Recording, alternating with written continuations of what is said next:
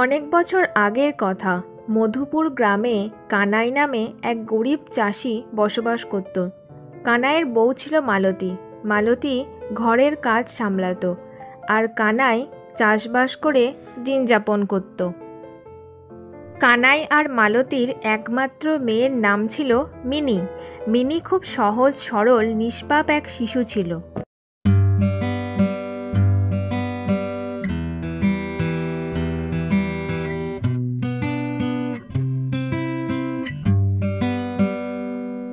বুঝলে কানাই, এবছর অতিরিক্ত বৃষ্টিপাতের জন্য জমিতে ফসল ভালো ফলানোই যাচ্ছে না।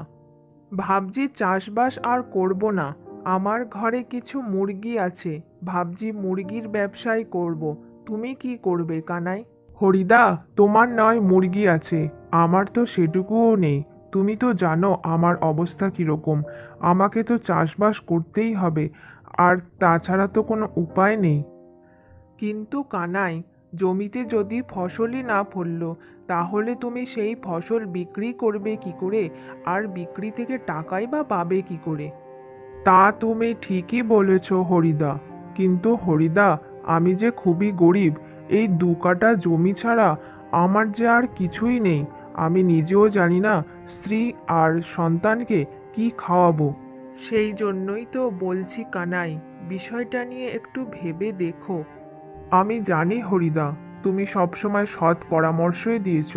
ঠিক আছে, আমি এখন বাড়ি যাই, পরে আবার কথা হবে। হ্যাঁ কানাই, যাও।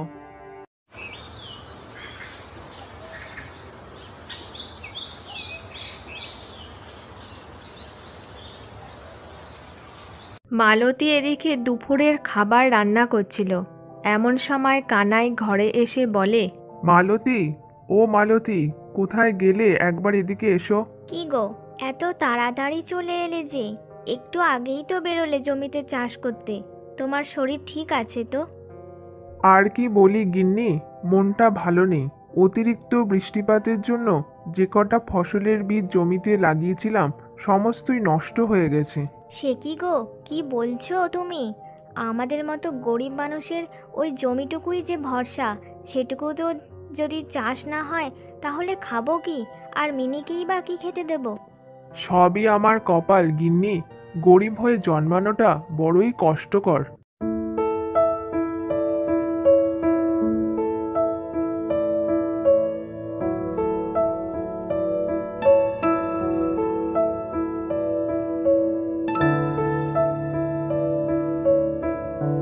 হায় হায়, হে ভগবান, খাবো কি ঠাকুর? মিনিটা আমার ইলিশ মাছ খেতে কত ভালোবাসে। ভাতের সাথে দুটো সবজি ভালো করে দিতে পারি না, তার মধ্যে চাষবাসও প্রায় বন্ধের দিকে। কি খাবো, আর মিনিকেই বা কি খেতে দেব? হে ঠাকুর, কারোর তো ক্ষতি করিনি, কিছু তো পথ দেখাও ঠাকুর, কিছু তো পথ দেখাও। মালতী, ও মালতী, মিনিকে খেতে দাও গো, কখন থেকে মেয়েটা বসে আছে। আমি পাশের বাড়ি ওই হরিদার সাথে একটু দেখা করতে যাচ্ছি। মা জানো, আজকে চাপাদের বাড়িতে ইলিশ মাছ রান্না হচ্ছিল। কি সুন্দর গন্ধ বেরোচ্ছিল। আমাকেও একদিন ইলিশ মাছ খেতে দেবে তো মা? হ্যাঁ মিনি, আমরাও একদিন ইলিশ মাছ খাবো, খুব মজা করব। মা, খেতে দিয়ে দাও, আমার না খুব খিদে পেয়ে গেছে। দিচ্ছি দিচ্ছি, এই তো ভাত হয়ে এসছে, এক্ষুনি খেতে দিচ্ছি। এ কি, সাদা ভাত আর পেঁয়াজ? রোজ রোজ ভাত আর পেঁয়াজ খেতে ভালো লাগে না। আজ একটু কষ্ট করে খেয়ে নে, কালকে ভালো কিছু রান্না করে দেবো মিনি। হে ভগবান, পরের জন্মে যেন গরিব হয়ে আর না জন্মাই, সন্তানের মুখে যেন দুবেলা দুমুঠো ভালো খাবার তুলে দিতে পারি।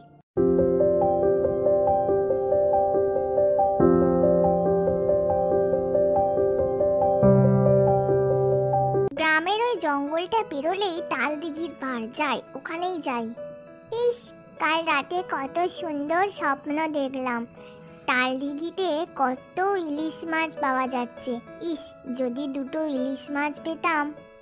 এরপর মিনি সেই জঙ্গলের মধ্যে এমন একটা জায়গায় এসে পৌঁছায় যেখানে সে দেখতে পায় চারিদিকটা সুন্দর সুন্দর ফুলে ভরা, আর সেই ফুলের মধ্যে অজস্র সুন্দর সুন্দর প্রজাপতি পাখা মেলে উড়ে বেড়াচ্ছে। বাবা, চারিদিকে এত সুন্দর সুন্দর ফুল, আর এই গাছটার মধ্যে কোনো ডালপালা নেই। মনে হচ্ছে যেন কেউ তার হাত পাগুলো কেটে দিয়েছে। গাছটাকে দেখে খুব কষ্ট লাগছে। এই অসহায় গাছটাকে দেখে মিনির খুব কষ্ট হয়। সে তার স্নেহমাখা হাত দুটো দিয়ে সেই গাছটাকে আদর করতে থাকে। এরপর সঙ্গে সঙ্গে এক চমৎকারী ঘটনা ঘটে। তুমি কে বালিকা? তোমার নাম কি? আমাকে পুনর্জন্ম দেওয়ার জন্য তোমাকে অজস্র ধন্যবাদ। তুমি কে গো? আমার নাম মিনি। হে বালিকা, আমি এক অভিশপ্ত রাজকুমার। এক সন্ন্যাসীর ওপর হাসাহাসি করার জন্য তার অভিশাপে আমি এক গাছে পরিণত হয়েছিলাম। তুমি আমার জীবন ফিরিয়ে দিয়েছো, আমাকে পুনর্জন্ম দিয়েছো। তোমার এই ঋণ আমি কোনো দিন ভুলবো না। তুমি বলো, তোমার কি চাই? আমি আসলে ওই তাল দিঘি থেকে দুটো ইলিশ মাছ নেব বলে এসেছিলাম। আমার খুব ইলিশ মাছ খেতে ভালো লাগে। হে বালিকা, আমি তোমার সমস্ত মনোকামনা পূর্ণ করব। এরপর রাজকুমার সেই জঙ্গল পেরিয়ে তার নিজের রাজ্যের উদ্দেশ্যে রওনা দেয় এবং কিছুক্ষণের মধ্যেই তার নিজের রাজ্য মিথিলা নগরে সে পৌঁছে যায়। আর এদিকে ঘন মেঘে আর বজ্রপাতে গোটা আকাশ ছেয়ে যায়। যা, আজ আর মাছ নেওয়া হলো না। তাড়াতাড়ি বাড়ি চলে যাই, খুব মেঘ করেছে।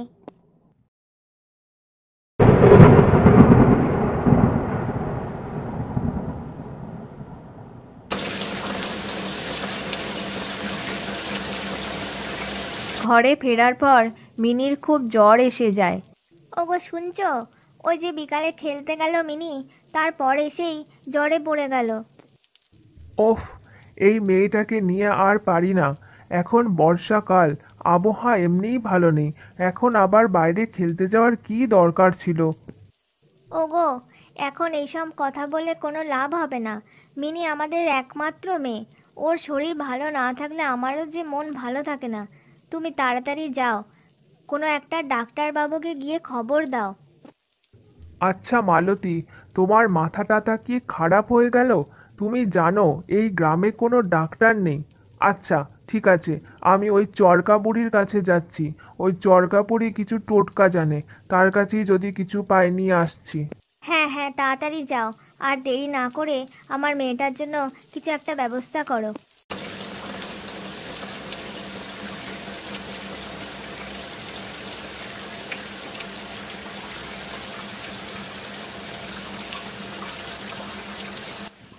এই তো সেই চরকা বুড়ির বাড়ি। ও চরকা বুড়ি, চরকা বুড়ি, দরজা খোলো, আমি কানাই গো, কানাই।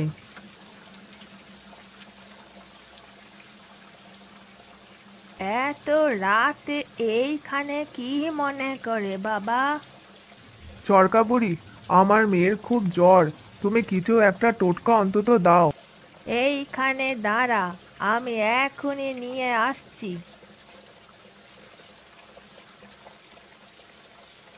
এই নে, এই পুঁটলিটা তোর মেয়ের মাথার কাছে রাখবি, তাহলেই আজ রাতের মধ্যেই জ্বর সেরে যাবে।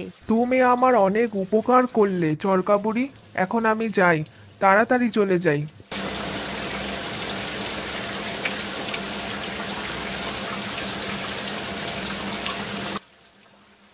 কি গো, চরকা বুড়ি কিছু দিল না কি গো? হ্যাঁ গিন্নি, দিয়েছে, একটা পুঁটলি দিয়েছে। ওই পুঁটলিটা মিনির মাথার কাছে রেখে দিতে হবে, তাহলেই জ্বর সেরে যাবে। দাও দাও, আর দেরি না করে ওই পুঁটলিটা এখনই দাও। আমি মিনির মাথার কাছে ওটা এখনই রেখে দিই।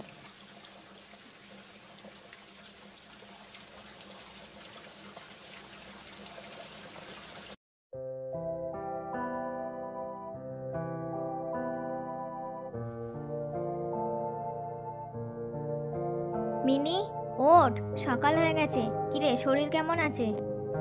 একদম ঠিক আছে, জ্বর কমে গেছে। সেই দিন সকালে সেই মিথিলা নগরের রাজকুমার চন্দ্রাপীর সেই মিনির বাড়ির উদ্দেশ্যে রওনা দেয়। আমি মিথিলা নগরের রাজকুমার চন্দ্রাপীর। আপনি কি মিনির মা? রাজকুমার, আপনি রাজকুমার? আমার মিনি কি কিছু ভুল করেছে? মিনি মিনি তো আমার প্রাণ বাঁচিয়েছে। আজ মিনির জন্যই আমি সশরীরে এখানে দাঁড়িয়ে আছি। মিনি আপনার প্রাণ বাঁচিয়েছে? সেটা কি করে সম্ভব? এরপর সেই রাজকুমার সমস্ত ঘটনা খুলে বলে। সে জানায় সে মিথিলা নগরের রাজকুমার চন্দ্রাপীর। সে একদিন জঙ্গলে শিকারের উদ্দেশ্যে বেরিয়েছিল। সেখানে এক সন্ন্যাসীর রূপ দেখে সে সন্ন্যাসীর ওপরে হাসাহাসি শুরু করে দেয়। এতে সন্ন্যাসী রেগে গিয়ে তাকে অভিশাপ দেয়, আর সেই অভিশাপের ফলে সে একটা গাছে পরিণত হয়। সন্ন্যাসী এও বলে যদি কোনো নিষ্পাপ সরল শিশু তাকে স্পর্শ করে তবেই তার মুক্তি হবে। তারপর মিনির স্পর্শে সে নতুন করে জীবন ফিরে পায়, তার পুনর্জন্ম হয়। রাজকুমার, আমরা গরিব মানুষ, কিন্তু আমার মেয়ে আপনার প্রাণ বাঁচিয়েছে, সেটা শুনে সত্যিই আমি আজ খুব গর্বিত। তাহলে আমার শেষ ইচ্ছাটা রাখুন। আমার মিথিলা নগরীতে আপনাদের সবাইকেই নিয়ে যেতে চাই। সেখানের মহলে আপনারা সুখে শান্তিতে বসবাস করবেন। এরপর কানাই, মালতী তাদের একমাত্র মেয়ে মিনিকে নিয়ে মিথিলা নগরীতে সুখে শান্তিতে বসবাস করতে শুরু করে।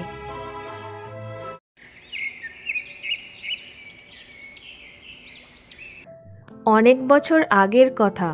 ইছামতি নদীর ধারে একটা ছোট্ট গ্রামে এক মাঝি বাস করত। সেই মাঝির নাম ছিল হারান মাঝি, আর তার বউয়ের নাম ছিল সুমিত্রা। সুমিত্রা খুব সাহসী আর কর্মঠ ছিল।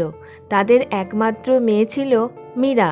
তাদের সংসারে প্রচুর টাকা পয়সা না থাকলেও সুখ শান্তি ছিল অপরিসীম।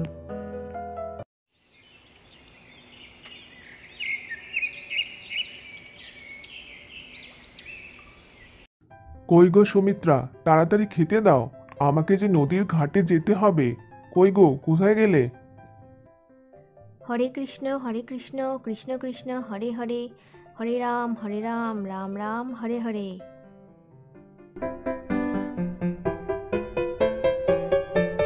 কই গো গিন্নি, আহা 6টা বাজতে চললো যে, তাড়াতাড়ি খেতে টেতে দাও। বারে, কৃষ্ণ ঠাকুরকে আগে খেতে না দিয়ে কোন দিন তোমাকে খেতে দিয়েছি বলো তো? আগে আমি কৃষ্ণ পুজো করি, তারপর তোমাকে খেতে দিই। এই তো ভাত বাড়ছি। আজ সব তোমার পছন্দের রান্না করেছি গো, দেখবে খুব ভালো লাগবে খেতে।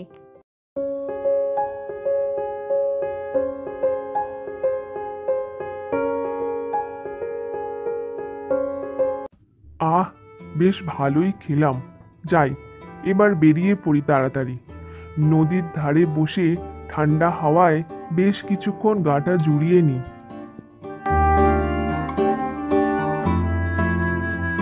সেই কখন থেকে বসে আছি, এখনো ঘাট পারাবার করতে কেউ তো এলোই না। তবে কি কালকের মতো আজও খালি হাতেই আমাকে ফিরতে হবে? কি হারান, গাছতলায় বইসা কেন? গঞ্জের ঘাটে যাবা না? গাছতলায় বইসা কি ভাবছো হারান? বইসা থাকবো না তো কি করব গণেশ খুড়ো? ঘাট পারাবার করতে কোনো লোক আজ আইসলো না, তাই গাছতলায় বইসা আছি। আমাদের মতো গরিবের তো এটাই জ্বালা হারান। আমরা দিন আনা দিন খাওয়া মানুষ। তা তুমি চিন্তা করো না হারান, কোনো না কোনো লোক এক্ষুনি আইসা যাবে। আমি এখন বাড়ি যাই, তোমার লগে বইসা কাম নাই। আমার ঘরে অনেক কাম আছে। হ্যাঁ খুড়ো, তুমি এখন বাড়ি যাও। আমি আর কিছুক্ষণ বইসা দেখি কোনো লোকজন ঘাট পারাবার করতে আসে নাকি, না হলে আমিও বাড়ি চলা যামু। আরে আরে, হারান মাঝি যে, আমি তো তোমাকেই খুঁজছিলাম। বলি গঞ্জের ঘাটে যাবা নাকি? যাবা বইলাই তো বইসা আছি গো। তা ঘাট পারাবার করতে কত টাকা নিবা শুনি? ভাই, 2 টাকা দিবা, গঞ্জের ঘাটে পৌঁছাইয়া দিমু।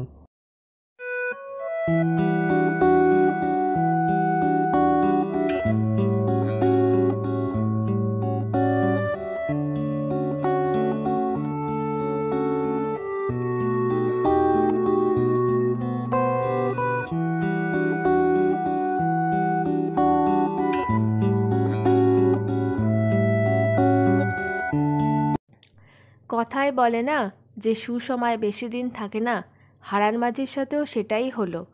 একটা দুর্ঘটনায় হারান মাঝি শয্যাশয়ী হয়ে পড়ল।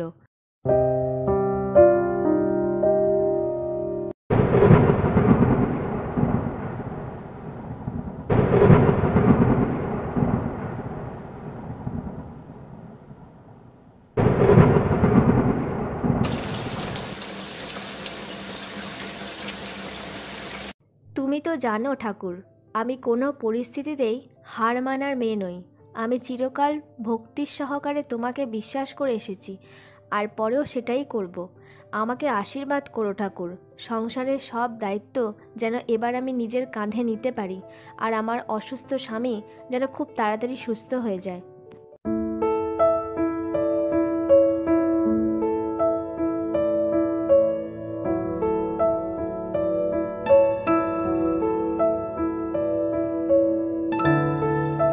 সুমিত্রা, কি করে যে আমাদের সংসার চলবে আমি কিছুই বুঝতে পারছি না। গঞ্জের ঘাটে লোক নিয়ে যেতাম, আর গঞ্জের ঘাট থেকে লোককে নদীর এই পারে নিয়ে আসতাম। এই ঘাট পারাবার করেই যেটুকু পয়সা পেতাম তাতে আমাদের সংসার মোটামুটি ভালোভাবেই চলে যেত। কিন্তু এবারে কি করে চলবে? তুমি এই নিয়ে কিছু চিন্তা করো না। রায়বাড়ির গিন্নিমা শুনছিলাম রান্নার লোক খুঁজছিল।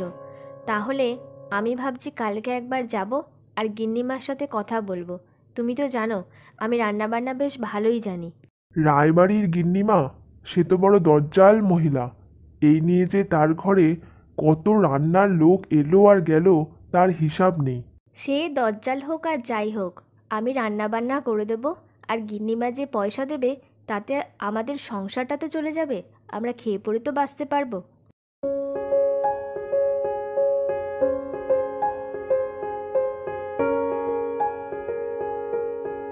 হারান এবং সুমিত্রার বাড়ি থেকে 5 মিনিটের দূরত্বে ছিল রায়গিন্নির বাড়ি। রায়গিন্নির দাপট সম্পর্কে সারা এলাকাবাসী বড় ওয়াকিবহল ছিল। গিন্নিমা, আপনি শুনছিলাম রান্নার লোক খুঁজছিলেন। তা আমার নাম সুমিত্রা, আমি রান্নাবান্না বেশ ভালোই পারি।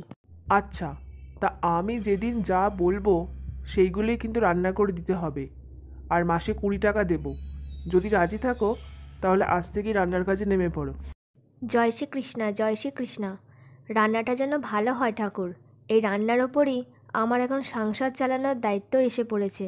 গিন্নিমা, আপনি যা যা বলেছিলেন আমার রান্না সব হয়ে গেছে। তাহলে আমি এবার বাড়ি যাই। কাল আবার জন্মাষ্টমীর পুজো, তাই বাসনগুলো একটু মেজে দিয়ে, কাপড়গুলো একটু কেচে দিয়ে, আর ঠাকুর ঘরটা একটু পরিষ্কার করে তারপরেই যেও। কিন্তু গিন্নিমা, আমি তো শুধু রান্নার কাজ করব বলেই এখানে ঢুকেছি। বেশ তো, কাল থেকে তাহলে আর কাজে এসো না, আর 20 টাকাও পাবে না, এ আমি বলে দিলাম। ঠিক আছে, আমি সব কাজ করে দিচ্ছি।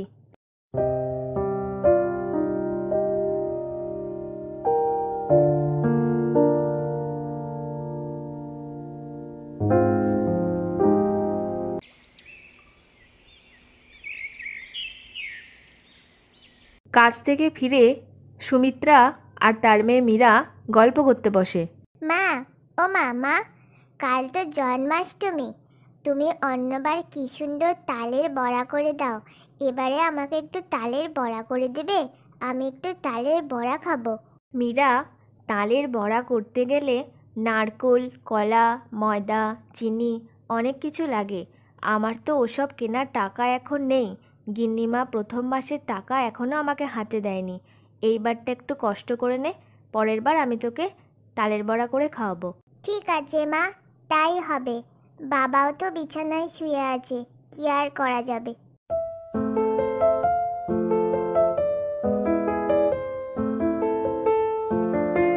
পুকুর পাড়ের মাঠটাতে কত তাল পড়েছে। আজ তো জন্মাষ্টমী, কেউ তাল কিনলেও আমার কাছ থেকে কিনতে পারে।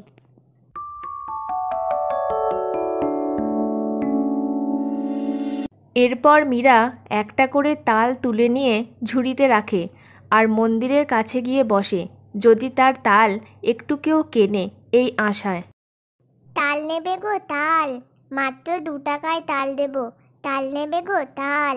কই, কেউ তো আমার কাছ থেকে একটা তালও কিনছে না। এদিকে সুমিত্রা রায়বাড়িতে কাজে চলে যায়। জন্মাষ্টমী উপলক্ষে সে ঠাকুরঘরটা খুব সুন্দর করে সাজিয়ে তোলে।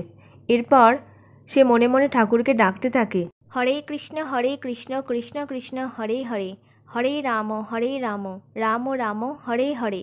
হে প্রভু, সকলের মঙ্গল করো ঠাকুর। জয় শ্রীকৃষ্ণ। তোমার সাহস তো কম নয়।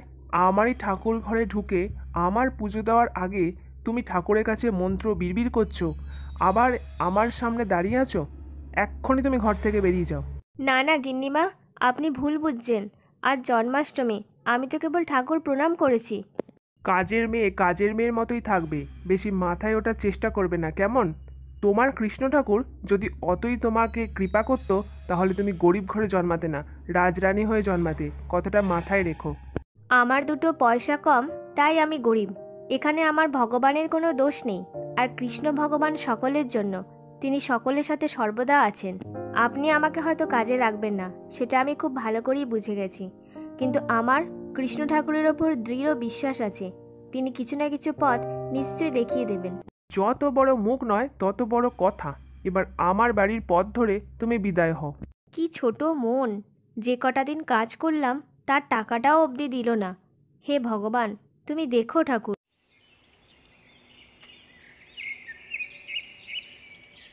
ইস, দুপুর গড়িয়ে সন্ধে হতে চলল, আমার একটা তালও কেউ নিল না। কি কষ্ট লাগছে এবার। এমন সময় এক বৃদ্ধা মীরার কাছে এগিয়ে আসে। ও মেয়ে, আমাকে একটা তাল দেবে? আমার খুব খিদে পেয়েছে, কিন্তু আমার কাছে তো কোনো টাকা নেই। আমার মা বলে অভুক্ত মানুষকে কখনো ফিরিয়ে দিতে নেই। তোমার যখন খুব খিদে পেয়েছে, তাহলে আমি তোমাকে একটা তাল দিচ্ছি। এই নাও, তুমি এই তালটা রাখো। তুমি আমাকে যা দিয়েছো তার কয়েক গুণ আমি তোমায় ফিরিয়ে দেব। কি বললো? আমি তো কিছু বুঝলামই না। যাই, সন্ধে হয়ে যাচ্ছে, এবারে মা বকবে। তালের ঝুড়িটা নিয়ে এবার আমি ঘরে চলে যাই। মীরা, আমি থাকতে তুই কেন তাল বিক্রি করতে গেছিলি বলতো মা? বাবা তো অসুস্থ, আর রায়বাড়ির গিন্নিমা তো প্রতিদিনই তোমাকে বকে, তোমাকে দিয়ে কত কাজ করায়। তাই আমি তাল বিক্রি করতে গেছিলাম, যদি দুটো টাকা পাওয়া যায়। আচ্ছা, তা তুই কবে এত বড় হয়ে গেলি বলতো? এত পাকা পাকা কথা বলছিস যে। মা জানো, একটা বৃদ্ধার খুব খিদে পেয়েছিল, আমি তাকে বিনা পয়সাতেই একটা তাল দিয়ে দিয়েছি। হ্যাঁ মীরা, একদম ঠিক করেছিস। আমাদের জীবনে যত খারাপ পরিস্থিতি আসুক না কেন, নিজের বিবেককে কখনো ছোট হতে দিবি না। একটা জিনিস সবসময় মাথায় রাখবি, ভগবান কিন্তু সব দেখছে।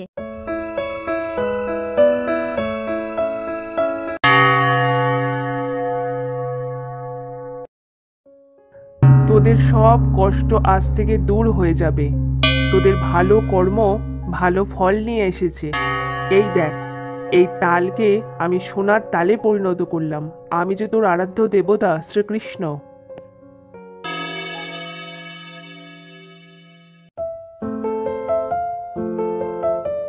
সুমিত্রা, ও সুমিত্রা, দেখো দেখো কি হয়েছে।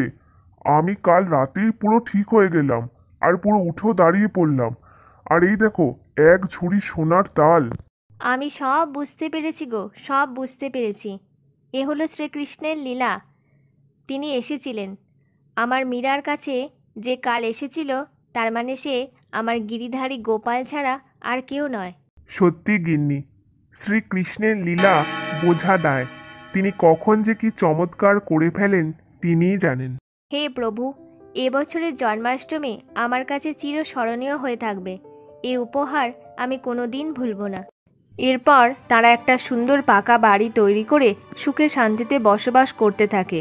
আর হারান মাঝিও কোনো কাজকে ছোট চোখে না দেখে অনেক টাকার মালিক হয়েও সে প্রতিদিনের মতোই নৌকা চালাতে থাকে।